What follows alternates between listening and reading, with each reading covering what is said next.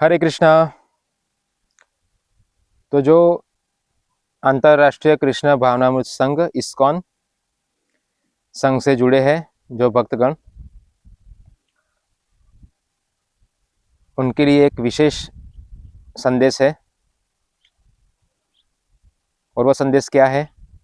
वो संदेश इस संकीर्तन मूवमेंट के लिए,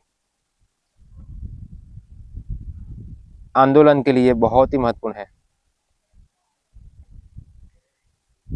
और हम ये प्रेरणा ले सकते हैं चैतन्य महाप्रभु के प्रिय संगीगण शिष्य षट गोस्वामी, उनमें से रूप गोस्वामी, सनातन गोस्वामी से ले सकते हैं। उनसे ये प्रेरणा ले सकते हैं कि संकीर्तन आंदोलन कितना महत्वपूर्ण है, सामान्य नहीं है। भगवान स्वयं कलयुग के अंदर चैतन्य महाप्रभु के रूप में आए। भगवान श्री कृष्ण चैतन्य महाप्रभु के रूप में आए, है ना, राधा कृष्ण भाव लेके आए। और उन्होंने हमें क्या संदेश दिया? हरे नाम हरे नाम हरे नाम एवं ही केवलम कलो नास्ते व नास्ते व नास्ते गतिरन्य था, कि हरे कृष्ण महामंत्र के अलावा और कोई उपाय नहीं है, नहीं है, नहीं है। यानी कितना महत्वपूर्ण है ये कि भगवान स्वयं इसकी स्थापना करने के लिए अवतरित हुए।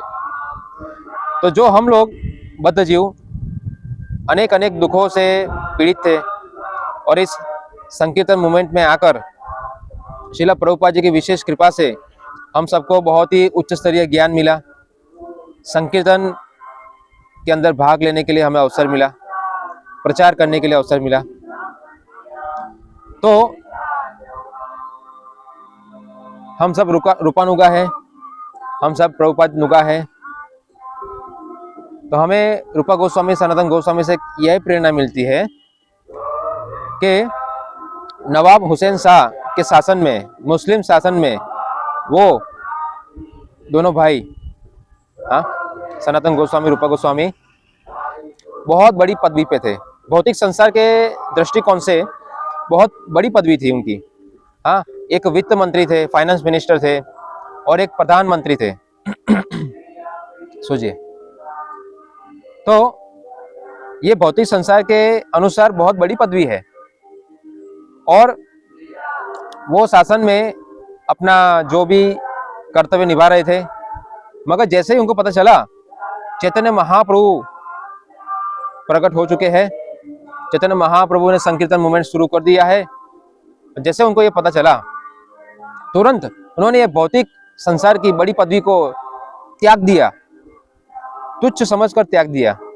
त्यक्त्वा तूर्णमशेष मंडलपति श्रेणी सदा तुच्छवत, एक तुच्छ वस्तु समझ के उसको त्याग दिया, वो पदवी को, जिसके लिए लोग प्राप्त करने के लिए लालयित रहते हैं उस पदवी को।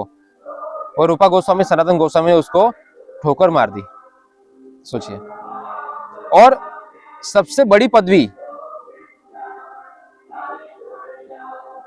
सबसे बड़ी पदवी पे अपना कार्य करने के लिए, अपना कर्तव्य समझकर कि चैतन्य महाप्रभु का मूवमेंट, संकीर्तन मूवमेंट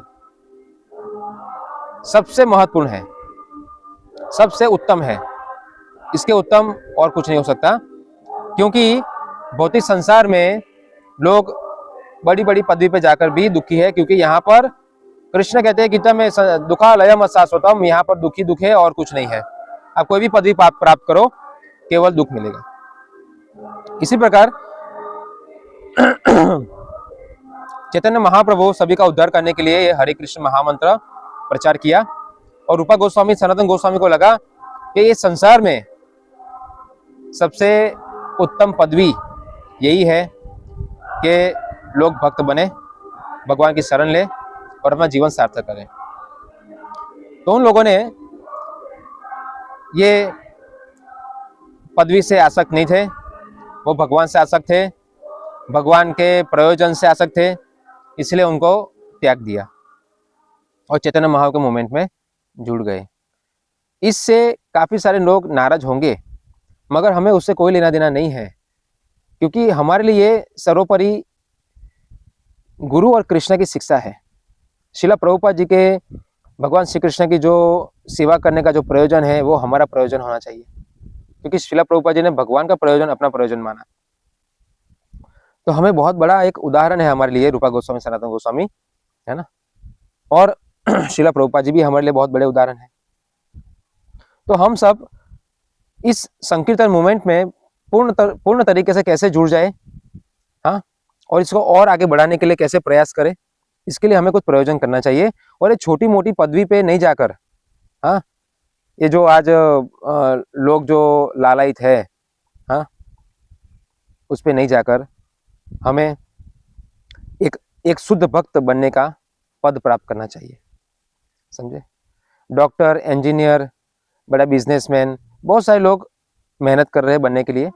भक्तों को इसमें मेहनत नहीं करनी चाहिए। भक्तों को मेहनत करनी चाहिए कि शुद्ध भक्त कैसे बने। और अगर हम शुद्ध भक्त बन गए तो इस संकीर्तन मूवमेंट में हम पूरी शक्ति लगा सकते हैं और बहुत सारे लोग भक्त बन सकते हैं।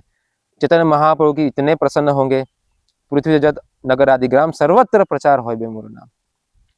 सर्वत्र प्रचार कैसे होगा? जब हम लोग पूर्ण रूप से इस संकीर्तन मूवमेंट में जुड़ेंगे, है ना।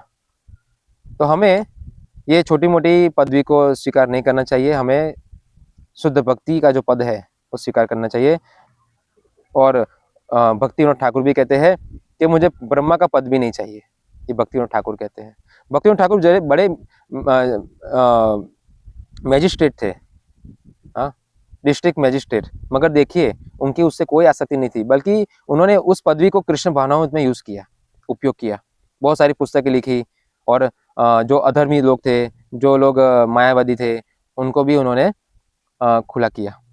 बहुत बड़ी उन्होंने इस पद पर कृष्ण भावनामृत का प्रचार किया। आज लोग क्या हो रहे हैं? आज बड़ी बड़ी पदवी पे तो लोग चले जाते हैं, मगर उस पदवी पे जाकर कृष्ण भावनामृत का प्रचार नहीं कर पा रहे हैं। तो ये पदवी प्राप्त करके क्या फायदा है? इसीलिए हमें चैतन्य महाप्रभु के प्रयोजन को महत्व समझना चाहिए।